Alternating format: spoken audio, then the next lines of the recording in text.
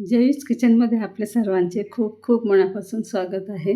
आज मी तुमच्यासोबत एक व्हिडिओ शेअर करणार आहे की तुमच्यासाठी मी जे व्हिडिओ घेऊन येत असते त्यामागची सत्यता काय असते ते मी तुम्हाला या व्हिडिओमध्ये दाखवणार आहे. तर चला आपण सुरुवात करूया.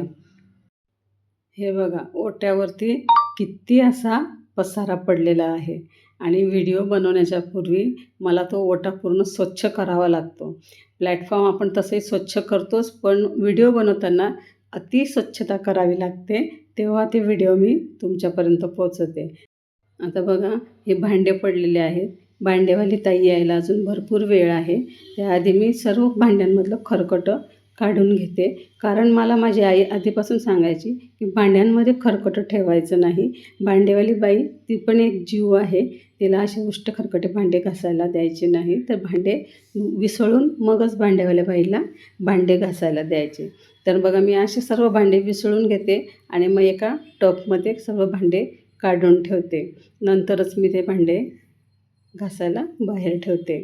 तर जे छोटे छोटे भांडे आहेत, ग्लास, पेले वगैरे, चमचे, ते मी साईडला काढून घेते आणि जे मोठे मोठे भांडे असतात ते भांडेवाल्या ताईंसाठी घासायला काढून ठेवते. तुम्ही जर माझ्या यूट्यूब चॅनलवर प्रथमच आला असाल तर प्लीज पटकन लाईक आणि सबस्क्राईब करून घ्या. बघा, आता मी इथे सर्व खरकटे भांडे असे धुवून विसळून साईडला काढून ठेवलेले आहेत. आता हा उष्ट भांड्यांचा टप मी बाजूला ठेवून घेणार आहे आणि किचन प्लॅटफॉर्म स्वच्छ करून घेणार आहे. माझ्याकडे हे लिक्विड आहे.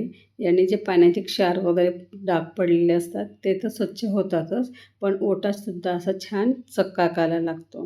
बेसिन पण छान चकाकतं. तुम्हाला जर हे ऑनलाईन परचेस करायचं असेल लिक्विड, तर तुम्ही ऑनलाईनसुद्धा परचेस करू शकता.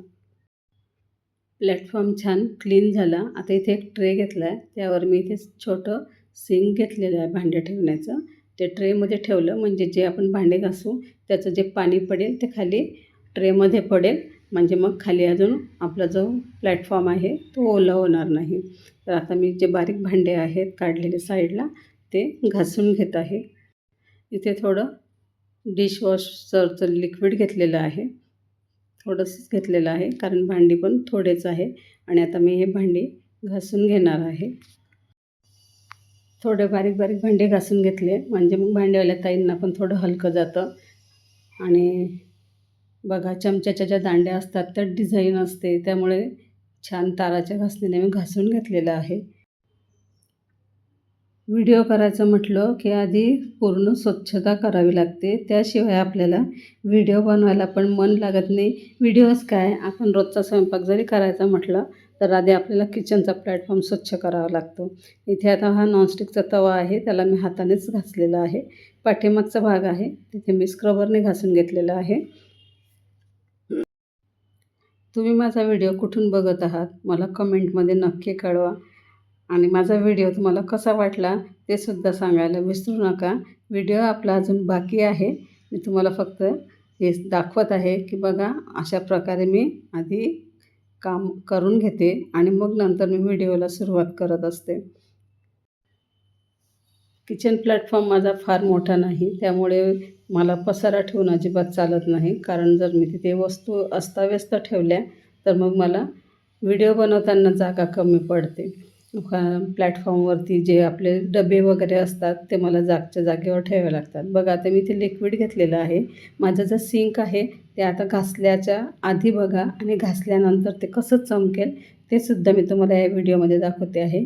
हे लिक्विड जे आहे ना, पाण्याचे क्षार वगैरे अजिबात जमू देत नाही.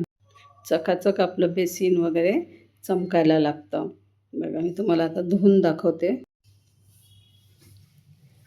स्वच्छ असं आपलं बेसिन होतं. एकदा मी असंच, मला माहीत नव्हतं, बेसिन माझं जरा जास्त घाण झालं होतं, म्हणून मग मी त्यामध्ये ॲसिड टाकलं होतं पाण्याचे क्षार काढण्यासाठी आणि मग माझ्या बेसिनला खूप असे काळे डाग पडले होते.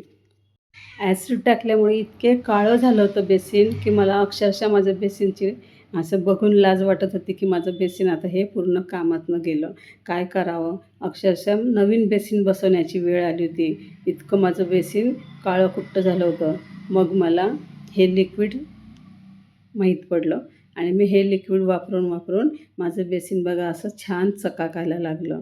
तर तुम्हाला कोणाला जर लिक्विडची लिंक हवी असली तर मला कमेंटमध्ये नक्की कळवा. इथे किचनमध्ये जे लागणारे आपल्याला स्वच्छतेचे जे लिक्विड वगैरे असतात ते ह्या सिंकमध्ये मी ठेवून घेते. स्क्रबर असतं, त्याला खाली हूक आहे, तिथे मी स्क्रबर धुवून टांगून ठेवते. म्हणजे त्यातलं पाणीसुद्धा निघून जातं आणि घासणी आपली मग कोरडी राहते. बघा बेसिन एकदम छान झालेलं आहे. किचन प्लॅटफॉर्मसुद्धा माझा एकदम छान चकाकायला लागलेला आहे. असं मन छान प्रसन्न होतं जेव्हा आपला किचन प्लॅटफॉर्म स्वच्छ असतो. परत भेटूया नवीन व्हिडिओसोबत.